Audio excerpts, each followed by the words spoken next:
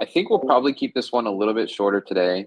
I wanted to go over the card game, but I think we will probably wait until next week to do that.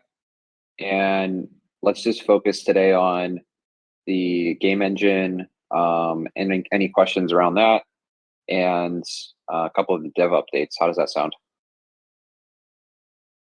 Sounds perfect. Great. Charlie, why don't you give us an update? Yeah, will definitely give us an update. All right. So, exciting week. As everybody knows, we switched over to the Thrive engine. So we are on that, and we are growing the operator program as well. So the time between production runs is also shrinking as we speak. So it's been a great week, and because of that, we've had a number of different UI issues that we're having to resolve. Some of this is really just around, you know, the UI and the transfer over to the Thrive engine, but it's around little issues here and there. So what just like I posted in Discord today, there's going to be some instances where things may not, like numbers may not look right in the front end. Most of the time that really, I would say, like all of the instances that we know of right now, everything's correct in the back end, but it's just not correct in the front end. So thanks for bearing with us a little bit while we make these fixes. Dev team's actively working on it. We should have most of it tied up by next week, no problem. And hopefully most of the stuff, it'll come out in the next couple of days. We'll end up getting most of these things fixed, particularly the stuff that's really kind of just front and center, or if something's breaking, we're just jumping on it as soon as we can. The other thing we did was we opened up transfers. So transfers have been opened up today. We did that today in the morning, East Coast time. So we were pretty excited about that. So things are getting rolling there. We're continuing to work on the other aspects of the game. So we are working on hazards. That should be done fairly shortly, so we can open up hazards back again. And then we are doing the expansion missions, was colony development.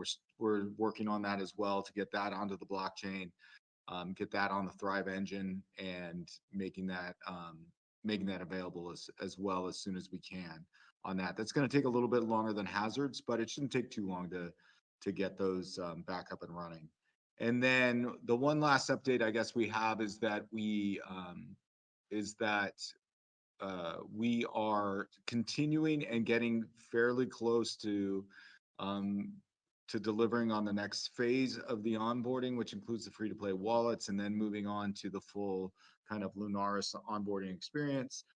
We're working through some things with specialty selection and whatnot, and then also the selection of the free wallets and all that in the rotation. So we're just getting a number of things squared away there, getting the UI hooked up to the back end work and everything that needs to be done there. But that's moving along quite nicely. So a lot of stuff, both getting released, going to get released in the next couple of weeks, and then on to further functionality, which we've talked about on this AMA over the last month. So we're really excited about getting through this phase and then really getting spun up on the new functionality moving forward.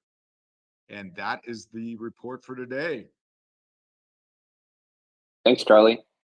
Yeah, if you guys go to like waxblock.io or one of the block explorers, you'll start to see that play.mars, which is our contract. It's processing, it's kind of in like the top 5 pretty consistently now in terms of transaction volume. So that's the Thrive game engine working.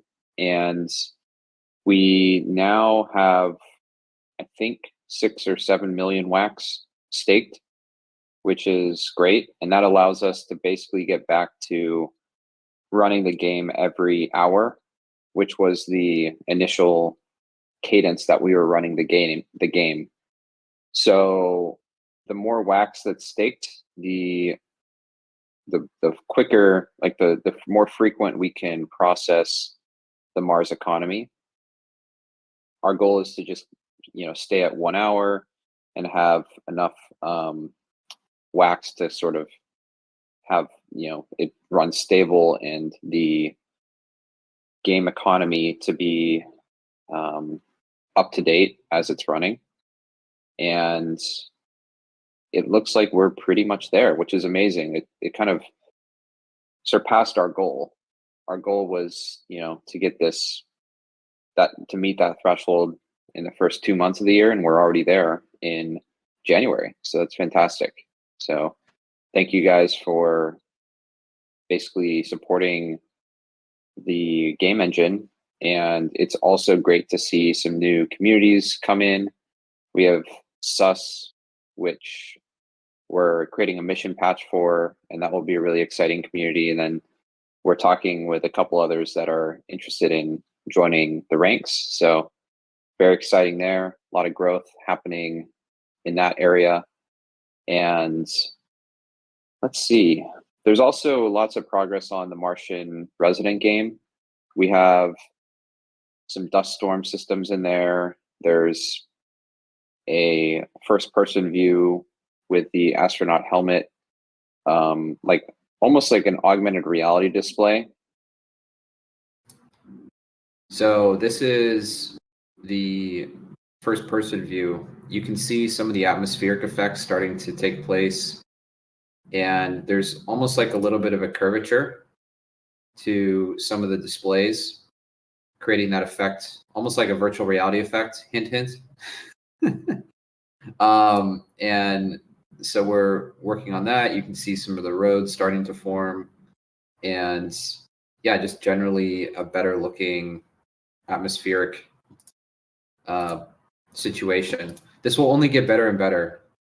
We're using Unreal Engine 5, so you can imagine how much we can upscale the graphics, and that's the sky's really the limit on that. So I think that's really nice. Let me just show you a reference that we're working towards, so you guys can kind of see where we'd like to go with it.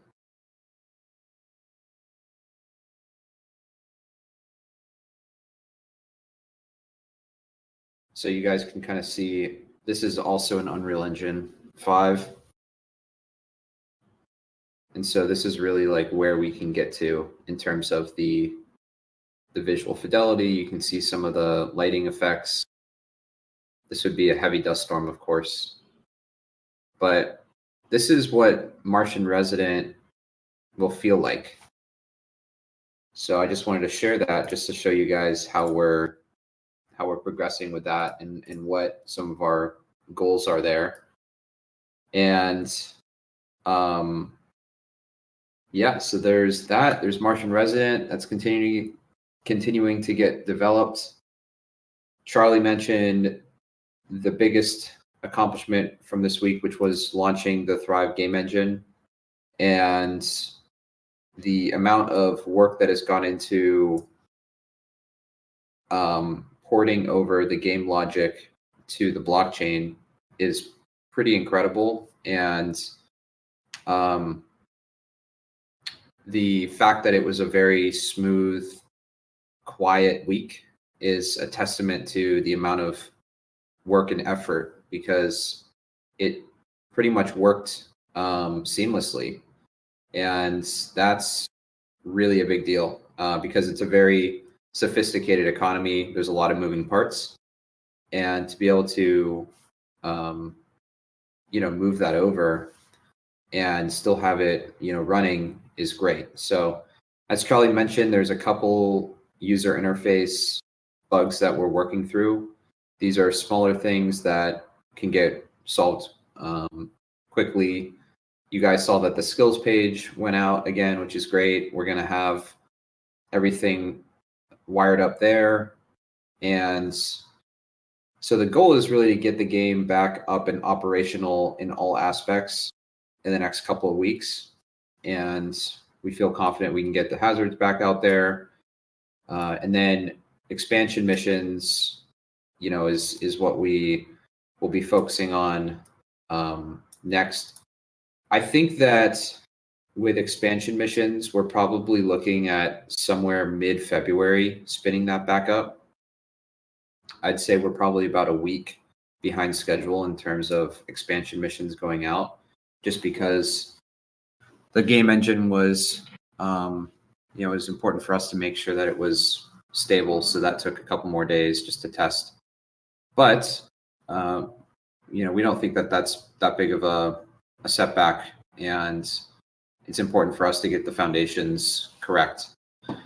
So yeah, think of expansion missions coming after the hazards, engine going back online.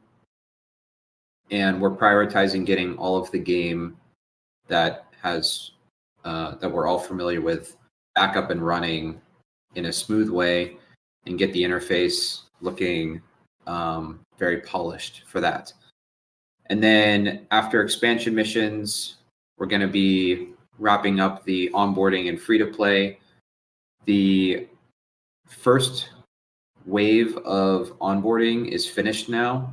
So if you sign up for a new account, you'll now go through the Lunaris onboarding flow and the new specialty selection.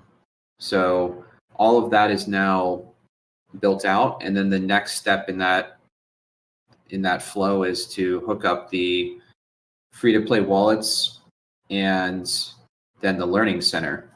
So the learning center is super cool. It's basically different training missions that you go on with Lunaris, and you complete around the game, and you get an achievement if you complete all of them.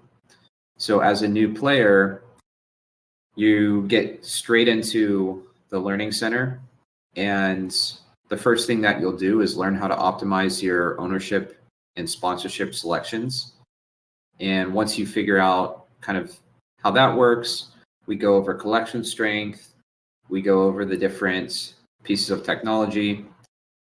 Then you'll see the learning center pop up. You'll get a nice little success notification, and then you'll see other training modules that you need to complete in order to unlock full functionality. So the idea is that I think there's about 5 training modules, and once you get through those, we'll surface the option for the player to connect a wallet. And so it's basically blockchainless up to that point. And we think that's really important because we don't want anyone having any friction getting into the game, learning about the systems, getting immersed in the environment. So that's really where we're headed with the Learning Center. And we've been writing a lot of the scripts for Lunaris to kind of give Lunaris some personality and make it fun. And there may or may not be a couple little hidden things in there, hint, hint. So yeah, that'll be really cool. And we want to get a little bit more into the lore with Lunaris and introduce some of the background of the ISA and some of the astronaut stories. So a community member, Gunnar, might help us with a couple of those, which would be really cool. So shout out to Gunnar for raising their hand and wanting to help. And we encourage that. If anyone in the community wants to help us with, if you see an idea that you think would be cool, we're always wanting to chat and kind of, hear what you guys have to say. And so, yeah, that's going to be great. I had a nice conversation with Martian this morning. So we'll be doing a collaboration expedition game with them in the coming, hopefully, month or two. And AK is going to help us a little bit figure out some interesting ways to improve the expedition minigame. So that will be awesome. And, AK's been an amazing supporter of Thrive. And they have some really cool aliens that they have in their collection and various other things. So we'll be doing some really interesting things there. And that's really what we have going on now. So at this point, why don't we just open it up for some questions, anything about the game engine, or priorities. If you have any questions about things that you see in the interface that you aren't sure about. Also, if you're new, so if this is your first time kind of on one of the AMAs, let us know. Love to hear from new people as well. I don't know if anyone's been tracking DApp Radar, but we're actually climbing the ranks there, which is really cool. I think we're at number 75 in terms of worldwide popularity in blockchain games. And a couple weeks ago, we were above 100. So we anticipate that continuing to go down as some of the operators spin up and some of the wallets get interacting with our contract. So we are up and running, can't claim achievement. Yes, achievements are on our list to reconnect. So that should be pushed next week. We'll be pretty involved next week in terms of communicating different UI connection points. How many items can we build on one land parcel? So each land parcel will be 100 by 100 meters, split into 10 by 10 meter like subplots, and different like building types have different footprints. So the answer is it depends. There's smaller items like solar panels that you'd be able to build multiple of. Larger items like the greenhouse, for instance, you'd actually have to buy like 2 land plots to fit one. So it depends on what you want to build. And that's why we want to make sure you can merge land and create a settlement so that you can build more complex equipment on it. Question, is the resource report still to be fixed?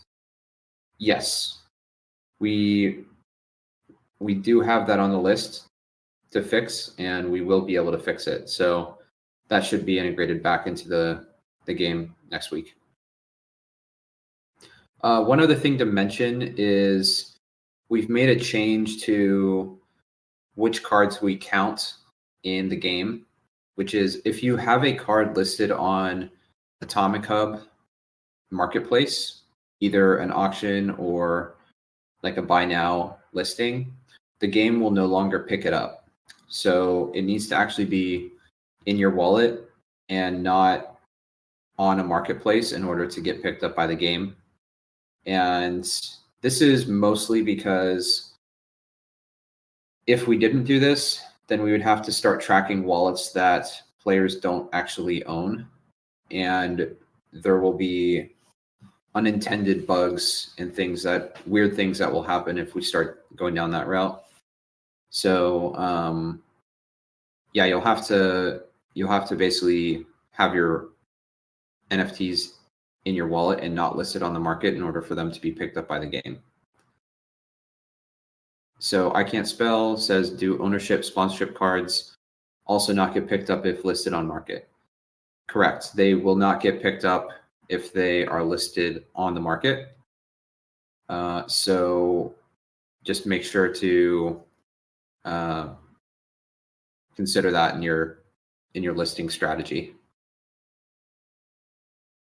You mentioned buy order as listing, but those are things you don't own. So I'm talking about the NFTs that you have in your wallet. If you go to Atomic Hub and you put them on for auction, or you list them on the marketplace, what happens is that NFT is transferred out of your wallet into like a holding thing for Atomic Hub, and we would no longer track it. Oh, sorry, Rocco's right. So it's just the auctions, I think, then. But yeah, confirm. So simple listing might stay in wallet. We need to test that.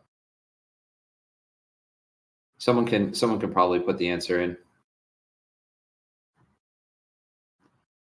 All right. Anything else related to the? It's a little bit. I know it's like we haven't really put any new functionality into the game per se this week, but it's more of those infrastructure weeks where we totally shifted to a new infrastructure. So it's we'll get back to putting more new stuff in quite soon. But what's also amazing is our Amazon Web Services bill is really starting to get reduced because of this. So that's a really big win for us, because those bills add up. That's why a lot of games shut down. They can't pay the server costs. We also, there's a WOOF token, a meme token on Wax that's getting an airdrop in the next couple of days. So if you guys don't know about that, Wax is doing sort of a really nice airdrop with people who hold Wax in their wallets. We are considering becoming like one of their partners, and there's a couple ideas we had in terms of adding utility to the WOOF token in the game. Perhaps when people log into the game, they if people like log in daily and have more than 1,000 collection strength, then they get qualified for a slow drip of WOOF tokens, something like that. Basically, the Wax team asked us to suggest some ideas. Another one might be a farm, like a Marsha WOOF farm, something like that. New white paper. Good call. Let me share the link. It's live. And we are player guide we're still working on, so it's not quite out there, but the white paper is done. So go ahead and check it out. We put some details around the lore, some details around realism. We go into each of the games and the goals within each of the games, the economics. So all of that's updated now. And we're going to be updating our website to have like a new nav and a focused page on Martian Resident. So expect that in the next couple weeks. We're basically just kind of focusing all of our learning center, onboarding, copy, and messaging around the game, and then that will translate into the player guide. So we want to make sure like everything's consistent across all of the different pages. But yeah, that white paper, it's more comprehensive. It also has a page about the game engine, and it has both of the roadmaps. I would definitely check out the Martian Resident roadmap. We went through the presentation, the developer update presentation last week on that, and we cleaned it up a little bit and put it into the white paper so you guys can really see where we're headed with that and some of the different objectives we have. And yeah.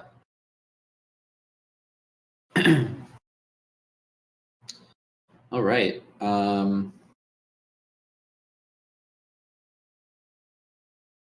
Like every AMA, when replenishment rewards. Replenishment rewards. Maybe you can give me a little bit more explanation there. Will current NFTs be used in Martian Resident? So we'll probably have some overlap with the NFTs in Martian Resident. One of the things we're looking at is how do we share the resource tokens across the game? Because one of the Martian Resident gameplay loops has to do with scanning and repairing. And so things like power and fuel and repair tokens and medicine tokens, it might make sense for us to share the tokens rather than the NFTs specifically. But in terms of base cards, I currently don't really see a clear overlap between them. But if you guys have some ideas on how you think base cards could work, we could definitely look at that. Right now, the cosmetics are more of a focus on it. The tickets to Mars would be a new NFT type. Martian Resident is essentially a second game, so it's a different game. The shared economy is mostly through Martia and tokens, like resource tokens. But yeah, I mean, we're definitely open to it. I totally understand that, you know, we want to extend the base card utility as much as possible. So, you know, we could look at that. For instance, if you damage your drone on a mission, maybe you have to spend some amount of base cards to repair it, or some type of repair token. You don't need ownership cards to play Martian Resident, though. Okay, so Stephanie, the rewards from colony development, some replenishment, one seem to not have been recredited. Okay, so we'll have to just, I'm not remembering that, so we'll just need to circle back on the details there. Where can we see in advance the upcoming items in convoys? So that we'll get to that once we're closer to expansion missions coming back online. What we'll probably start with is just creating Discord events where the description is the different upcoming payloads. And then, you know, basically just like link them to the expansion missions. Will the base card NFTs be used in the upcoming card game? Yes. So that is that will be a heavy use of base cards. So for instance, each card type will have a specific set of powers and attributes in the card game. And this card game is called Outpost Surge. And it's a mini game inside of Mission Control that is like a roguelike card game. So it's like a deck builder, roguelike deck builder. And yeah, so right now the design is that there would be 3 different rarity levels of decks you can build that would sort of be split up based on the base card rarity. And then each item type has like unique attributes within that game. Can you show us something from Outpost Surge? Let's see what I can show.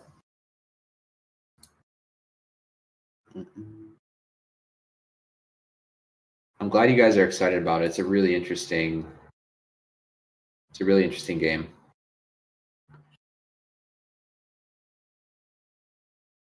Okay, so I don't have any visuals to show right now, but I can just talk through the main concept, and then next week we'll try to get some visuals for you guys. So the premise of the game is the goal is to expand far and prosper. So that's the tagline. The name is called Outpost Surge. And the game is basically a player must strategically expand an outpost outwards across a hex-based Mars map to produce resources and fulfill missions. And each mission gives you a certain amount of Martia. And you have to do this while combating hazards and unpredictable weather and unstable terrain. This is a turn-based card game. It's basically like you have a finite game session where you start, and then there's a point at which it gets almost like infinitely more difficult. And the parallel that I use is it's less like Slay the Spire, where you have essentially like 3 different tiers and then you win. And it's more like zombies in Call of Duty, where each hex that you go out from the starting point, it gets like hazards get a lot more powerful, and it gets more challenging to keep things operational. So the decks, you can basically build 3 different deck tiers. Tier 1 has 100 collection strength in total. Tier 2 has 2,000 collection strength in total, and Tier 3 has 10,000. And each of the decks you build have 50 cards, have up to 50 cards. And so there will be a interface where you can strategically, basically stack your deck. And these would all be, you'd have to like essentially own the base card of that item. And New Year, to answer your question, it's not 50 cards of the same item. It would be more of like a deck balance based on what you want to build, or like what kind of game style you want to play. And there's 2 main suits of cards. There's unit cards and action cards. Unit cards are played onto the board and stay there each turn. And if they are eliminated from their health reaching 0, they are added to the discard pile. Action cards are like spells and have single use. And once they're played, they're added to the discard pile. So essentially the game starts, 20 cards from the deck are randomly chosen and added to your pile. And then the game draws the top 5 cards and shows them to the player. These cards represent the starting hand for the game.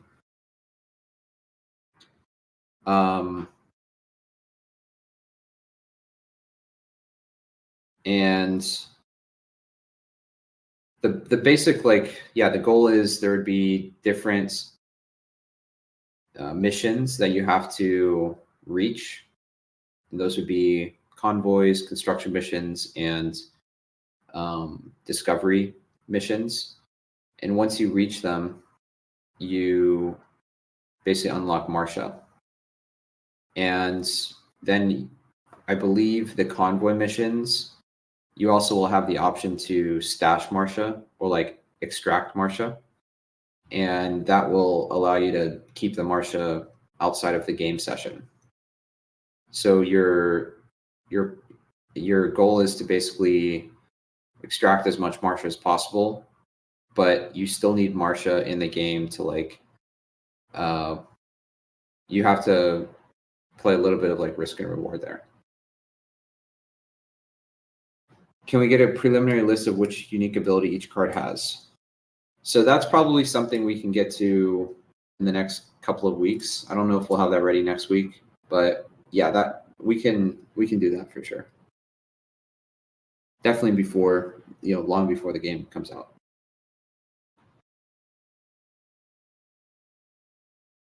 So yeah, I mean, we'll get more into it next week, but that's essentially what we're looking at building there. When will happen input adjustments for certain items? As it was said.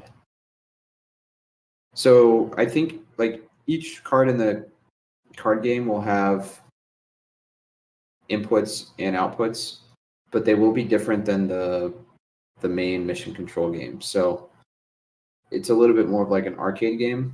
So it's going to have slightly different things, but it will follow the general premise.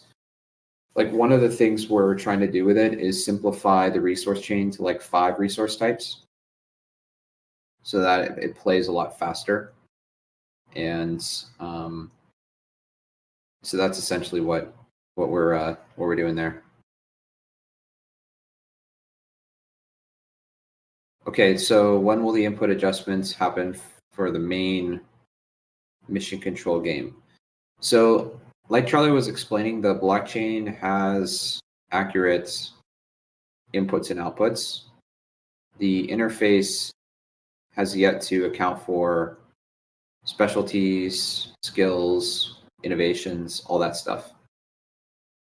And so when we get that in there, it will be updated. I hope that answers the question. Anything else?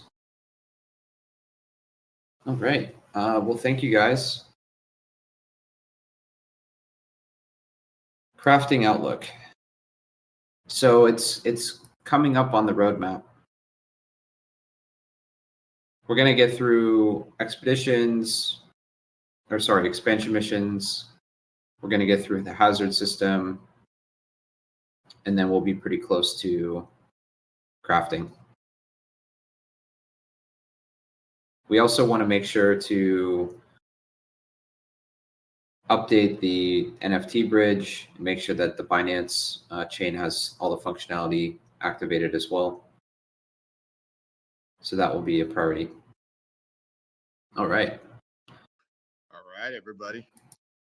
Thanks. By the way, thanks to everybody for the thanks. I will take it back to the team. Yeah, it does mean a lot. The team works really hard, so it's great to appreciate it. All right. Well, thank you guys. We'll see you in the general chat.